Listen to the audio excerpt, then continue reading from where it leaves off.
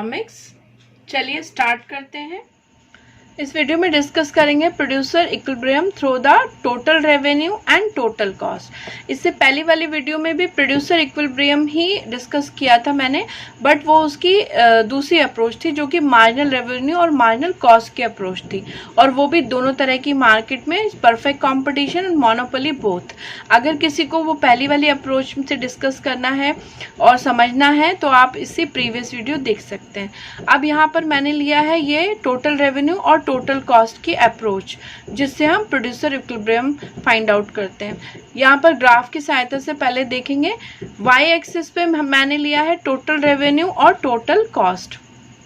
ठीक है, कॉस्ट और रेवेन्यू हम वाई एक्सिस पे लेते हैं बिकॉज जैसे जैसे आउटपुट बढ़ता है वैसे वैसे कॉस्ट भी बढ़ती है और रेवेन्यू भी बढ़ता है, और इस वजह से दोनों चीज़ों को हाइट चाहिए होती है, और दोनों चीज़ें ही एक ही चीज़ से कनेक्टेड है, वो है आउटपुट।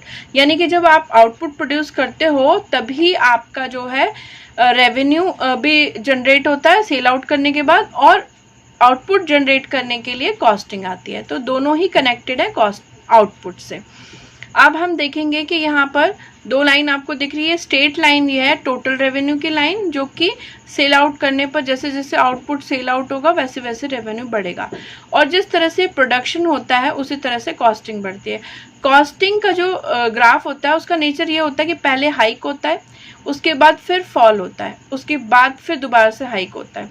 तो ऑलमोस्ट यू शेप का होता है, कर्व होते हैं इसमें एक दो। ठीक है, अब ऐसा रीज़न क्यों? पहले आप पूरा सेटअप लगाते हो, प्रोडक्शन उतना नहीं होता तो कॉस्टिंग उसके हिसाब से ज़्यादा दिख रही होती है। जैसे जैसे आउटपुट बढ़ने लग जाता है और कॉस्टिंग उतनी ही होती है, थोड़ी बहुत कॉस्ट बढ़ाकर ही, जैसे लेबर वगैरह का खर्चा बढ़ाकर ही आप बाकी का आउटपुट ले सकते हो, तो वो पर यूनिट के हिसाब से डाउन दिखने लग जाती है।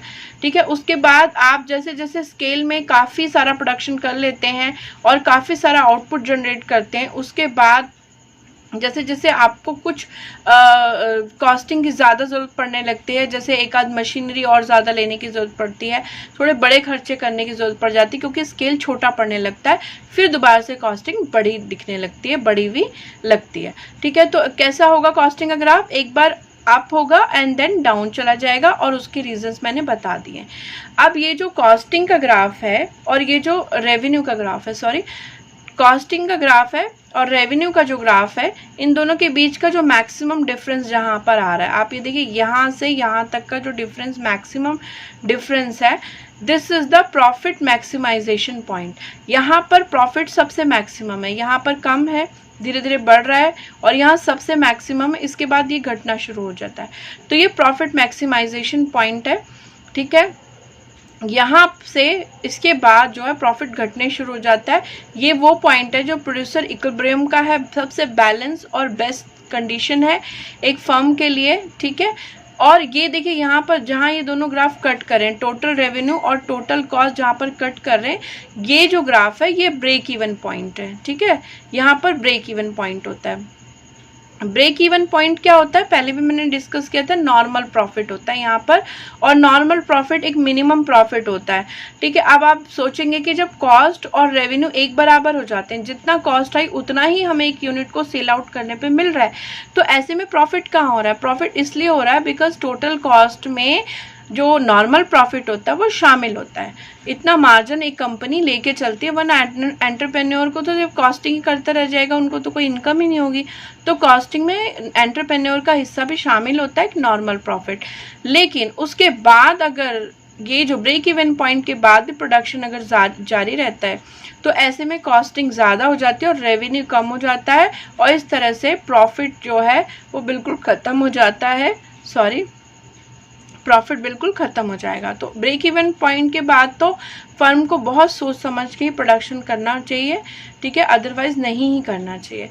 तो आई होप ये जो है producer equilibrium, profit maximisation point और break even point, normal profit point, दोनों ही आपको इस ग्राफ में समझ में आएंगे। यहाँ पर थोड़ा सा इरेज हुआ दिख रहा है, बट ये जो है लाइन ही है कॉस्ट की। चलिए तो फिर मूव करते हैं नेक्स्ट स्लाइड पर। यहाँ पर प्रोड्यूसर इक्विलिब्रियम के थोड़ी सी थ्योरी डिस्कस कर लेते हैं। producer equilibrium level of output which give him maximum profit and has no incentive to increase or decrease the output.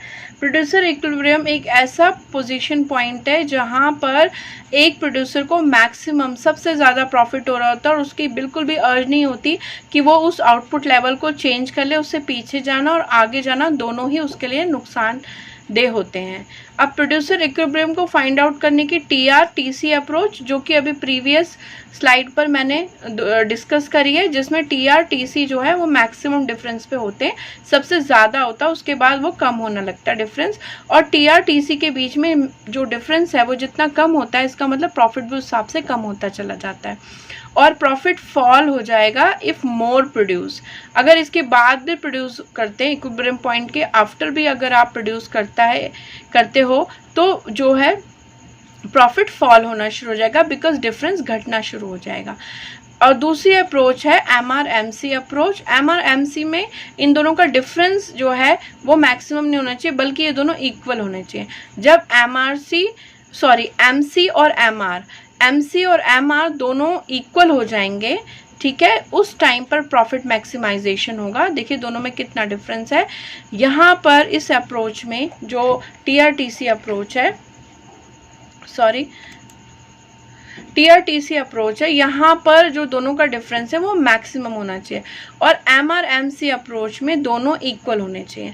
And after this MC क्या होगा, स्टार्ट राइज, वो राइज होना शुरू हो जाएगा और इसी पॉइंट के बाद, ठीक है, जबकि TR-TC अप्रोच में ऐसा नहीं होता और MR और MC अप्रोच में ऐसा होता है कि दोनों इक्वल होने के बाद MC राइज होगा और MR कम पड़ जाएगा। और दूसरी बात, जो MC का कर्व है ना, वो MR को नीचे से काटता है, ठीक है। वैसे तो टोटल रेवेन्यू को भी टोटल कॉस्ट नीचे से काटती है और मार्जिनल कॉस्ट भी मार्जिनल रेवेन्यू को नीचे पॉइंट से ही काटती है, बिकॉज इनका जो शेप होता है वो इस तरह का यू शेप होगा, ठीक है। यू शेप में कॉस्टिंग रहती है हमेशा और रेवेन्यू हमेशा अपसाइड होता है। टोटल रेवेन्यू, मार्जिनल रेवेन्यू जो होता है, अगर परफेक्ट कंपटीशन है तो एक स्ट्रेट लाइन होती है और अगर मोनोपोली या मोनोपोलिस्टिक कंपटीशन है तो डाउनवर्ड स्लोपिंग होते हैं। तो ये कुछ कर्व के नेचर हैं, ये आपको याद रहने चाहिए हमेशा। और अगर आपको इन सब के कर्व देखने हैं तो प्रीवियस वीडियो एक बार चेकआउट कर लीजिए। And thanks for watching the video. अगर किसी को प्रोड्यूसर इक्विलिब्रियम के दोनों अप्रोच में किसी को भी कोई डाउट है तो प्लीज़ कमेंट बॉक्स में कमेंट करें, I will answer for sure. And thanks for watching, have a nice day and please subscribe करना और शेयर करना मत भूलिएगा।